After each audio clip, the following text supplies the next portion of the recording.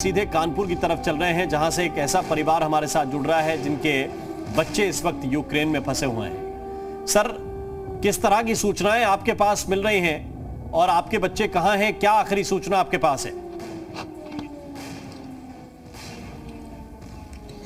Sir, हमारे बच्चे Kharkiv में हैं।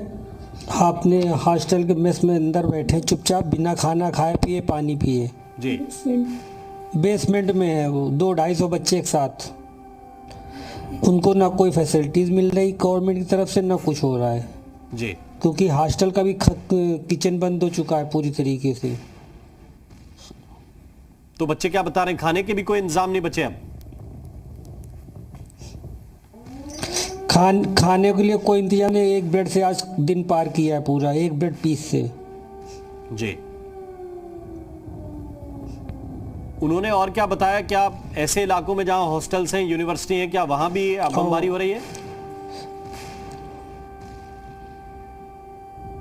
वहाँ रोड पे उन्हीं के आसपास ही 3 किलोमीटर के दायरे में बमबारी हो रही सब। जी। वो लोग छुपे हुए हैं। सुबह निकलने के लिए कोशिश कर रहे थे, मगर फिर जब बम चलने लगे फिर वापसी में चले गए, फिर वापसी उसी में चले गए। बिल्कुल, अभी खारकीव में वाकई हालात खराब हैं। खारकीव और कीव दोनों जगह पे ये तो ठीक रहा कि वो वापस चले गए, लेकिन वहां से निकलेंगे कैसे? किसी ने कोई गाइड कर रहा है? कोई एम्बेसी से कोई सूचना मिल रही है? नहीं, एम्बेसी फोन ही नहीं उठाती किसी का। गाइड क्या कर रहा है? कोई सूचना नहीं। तो जो 200-250 बच्चे आप बता रहे हैं कि वहां फंसे हुए हैं, कोई सूचना नहीं। जो वहां के कॉन्ट्रैक्टर हैं या जो यूक्रेनियन पूरे नागरिक 2000 बच्चा फंसा हुआ। 2000 है, 2000 बच्चा वहाँ पे। भारत के 2000 लोग हैं वहाँ पे 7 हॉस्टल है। 7 हॉस्टल में हर बच्चे में, हर हॉस्टल में 300-350 बच्चा है और 7 हॉस्टल है वहाँ बने हुए जी। और वो इंटरनेशनल हॉस्टल है। तो आपके दोनों बच्चे वहीं पे हैं? हाँ, बेटा बेटी दोनों वहीं है। पढ़ाई करने के लिए गए हैं लेकिन नहीं है, निकल पा रहे हैं वहां से। मैम, आखिरी बात क्या हुई आपसे? नहीं, मेरी आखिरी बार शाम को बात हुई थी। इसने मैसेज डाला था कि हम नहीं कर, हम बाहर बहुत आवाज़ें आ रही, बहुत बम विस्फोट वगैरह हो रहा है, एयर स्ट्राइक्स चल रही, मिसाइल्स गिर रहे हैं। वो लोग बहुत डर है, सबने बोलने तक की तथा नहीं बची उन लोगों में। बहुत परेशान है बच्चे। और आज तो एक कर्नाटक का जो बच्चा गया, वो उन्हीं के हॉस्टल में ही का, वो सीनियर था उनका। हाँ, उसके बारे में तो ये सूचना है कि वो भोजन कुछ लेने के लिए निकला था। तो नहीं, वो जाने के लिए निकला था क्योंकि वहाँ पे ये ऑर्डर्स आए थे कि देखते ही गोली मारने के। रशियन गवर्नमेंट ने ऑर्डर दिए थे कि देखते ही गोली मार दो। तो इसलिए वो किस माथे पे तो नहीं लिखा होता है ना कि बच्चा कहाँ का है, इंडिया का है, रशिया का है, यूक्रेन का है जी। देखते ही, और उसको देखते ही शूट कर दिया गया है। खाने पीने नहीं निकला था। वो उन्हीं का सीनियर 4th ईयर का स्टूडेंट है। वो घर जाने के लिए कोई रास्ता खोज रहा था और कोई फैसिलिटी नहीं है, कुछ नहीं। हाँ, घर जाने के लिए निकला था वो, क्योंकि सुबह कुछ बच्चे निकल रहे थे, मेरे भी बच्चे निकलने वाले थे, लेकिन उस समय एकदम से बम वगैरह गिरने लगा तो बच्चे नहीं निकल पाए मेरे।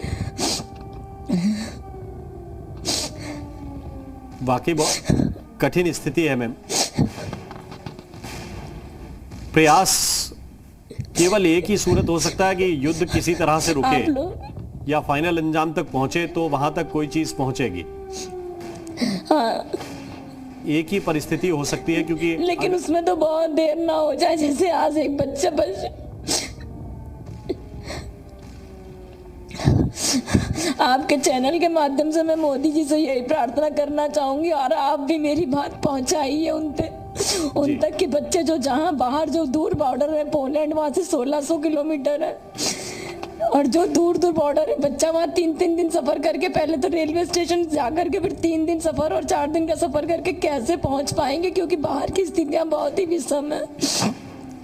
और सिर्फ एक और एक रास्ता है, मोदी जी अपने पुतिन जी से बात करके अपनी, चूंकि मित्रता इनका तो बहुत अच्छा संबंध है रूस और भारत का, तो उसी के माध्यम से हमारे बच्चों को पहले निकालें। जितने बच्चे फंसे वहाँ लगभग 2000 बच्चे हैं, लगभग 2000 बच्चा वहाँ फंसा हुआ है। अभी भी 2000 बच्चा यूक्रेन में फंसा है और वहां से रशिया का बॉर्डर केवल लगभग 30 या 40 किलोमीटर है। आप मेरी बात अपने चैनल के माध्यम से मोदी जी तक पहुंचाई है कि पहले जो बच्चे यहाँ फंसे इतनी खतरनाक जगह में जिनकी जान जोखिम में, आज बच्चा एक चला भी गया है। बाकी ऐसी स्थिति ना आए कि मोदी जी सबको सिर्फ संतावना ही देते रह जाए। मेरे पास, हम लोगों के पास सिर्फ संतावना ही बचे। मेरी बात आप पहुंचाइए और मोदी जी से ही कहिए कि सेना या किसी भी तरह से पहले इन बच्चों की रक्षा करें, इनकी जान की बहुत खतरे में, इनकी रक्षा करें, इनको बुलाएं किसी भी तरह से, चाहे इमरजेंसी वो लगा दें, चाहे कुछ भी करें, वहां पर सेना का सहारा ले, कुछ ले, पुतिन जी से बात करें, 2 दिन के लिए रोकें ताकि ये अपने बच्चे खार्किव से निकाल लें, क्योंकि 1600-1700 1800 किलोमीटर पहुंचना बच्चों की बस की बात नहीं है। वो कैसे पहुंच पाएंगे? और सिर्फ रास्ता है, या तो मेरा मोदी जी पुतिन जी से बात करके रुकवाए और मिलिट्री या किसी सेना का सहारा लेके अपने बच्चे निकलवाएं। बच्चे कहाँ कैब कर पाएंगे, कहाँ कुछ कर पाएंगे, कैसे झाँप पाएंगे? मोदी जी बहुत कुछ कर रहे हैं लेकिन सब दूर हो रहा है। इन कारगिल के पास कुछ नहीं हो रहा है, कुछ नहीं हो रहा है, बच्चे बहुत परेशान है। प्लीज आप मेरी बात मोदी जी तक पहुंचाइए।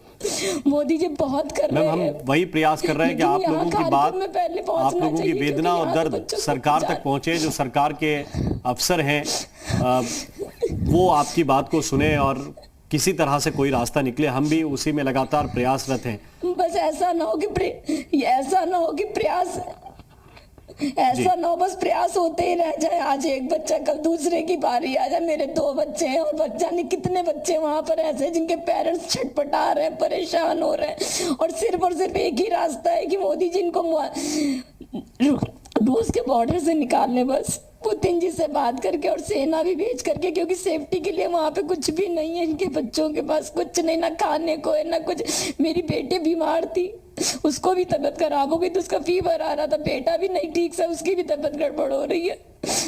इसलिए आपसे बस यही मेरी प्रार्थना है, आप मेरी बात पहुंचाइए और ये बस डिसीजन हो रहा है, कर रहे हैं, इस पे ना चला जाए। बच्चों को तुरंत तत्काल निकाला जाए, तत्काल कोई एक्शन लिए जाए। बस हो रहे और कर रहे हैं, बस समय ना गुजर जाए। आज एक को मोदी जी ने दिलासा दिलाइए, कल सबकी बारी ना आ जाए, हम सब उसी लाइन में खड़े हैं। बिल्कुल मैम, ये बहुत कठिन है। आपकी बात ठीक है कि कहीं देर इतनी ना हो जाए कि इसके बाद कोई रास्ता बीच में बचे ना। अब इन सब के बीच जो लोग हमारे साथ जुड़े हुए हैं वो अपनी अपनी बात सरकार तक ही पहुंचाना चाहते हैं और हम सिर्फ माध्यम भरें। सरकार के लोगों को ही कोई ना कोई कदम उठाना है क्योंकि परिस्थितियां विपरीत हैं। हमारे साथ राहुल भी इस वक्त हैं। आपके माध्यम से जी आपके माध्यम से बिल्कुल, हर शहर की अलग अलग सिचुएशन है वहां पे। छोड़ के प्रार्थना कर रही हूँ कि आप उनको बिल्कुल मैम, हमारा प्रयास वही है कि सरकार के लोग आपकी बात सुने और किसी तरह से इस सही है लेकिन इस दर्द को वो एक तरह से तत्काल एक्शन लें। जी, हमारे साथ राहुल चौधरी हैं। राहुल, एक माँ की आप बात सुन रहे होंगे, अब तक आपके भी घर परिवार वाले हैं, वो भी इस तरह की चिंता करते हैं, लेकिन वो रास्ता कैसे निकलेगा ये बहुत हद तक आप लोगों के हाथ में नहीं है। तो क्या आपको लगता है कि महफूज ठिकाने को पकड़कर कुछ दिन रुकना ये ठीक रहेगा? नहीं सर, बिल्कुल भी ठीक नहीं रहेगा सर। हम सरकार से मतलब रिक्वेस्ट करते हैं सर कि हमें अपनी आर्मी के जरिए एयरलिफ्ट करवा लीजिए, जितना जल्दी हो सके, जितना भी जल्दी हो सके कि हमें यहाँ से निकलवा दीजिए। जी, बहुत ज्यादा सर देखो सिचुएशन खराब है और दिन प्रतिदिन सिचुएशन बहुत ज्यादा खराब ही होती जा रही है सर। एक भी स्टेप ऐसा नहीं हो रहा है कि लड़ाई घटने के कुछ भी चांसेस होंगे सर। लड़ाई घटने के कुछ भी चांसेस लग रहे हैं, 1% भी नहीं लग रहे हैं सर। हम जी। सब और यही कहना चाहेंगे कि सर हमें जितने जल्दी निकलवा सकें सर, उतनी जल्दी हम लोगों को अपने घर पहुंचवा दें। बिल्कुल आप लोगों की ठीक बहुत है। ज्यादा कृपा होगी। बिल्कुल हम भी कोशिश कर रहे हैं कि आपकी ये आवाज और परेशानी सरकार तक पहुंचे, किसी ना किसी सिचुएशन तरीके ज्यादा से। खराब है, दिन प्रतिदिन पूजा भी खाना हमारे साथ जुड़ी हुए हैं। पूजा, रात में आपने सो भी बताया नहीं कि पा बहुत रहे हैं। कठिन जर्नी थी यहाँ तक पहुंचने की, लेकिन फिर भी आप किसी तरह से यहाँ पहुंच गए। बाकी लोगों की आप परेशानी देख रही होंगी, सुन रही सर होंगी।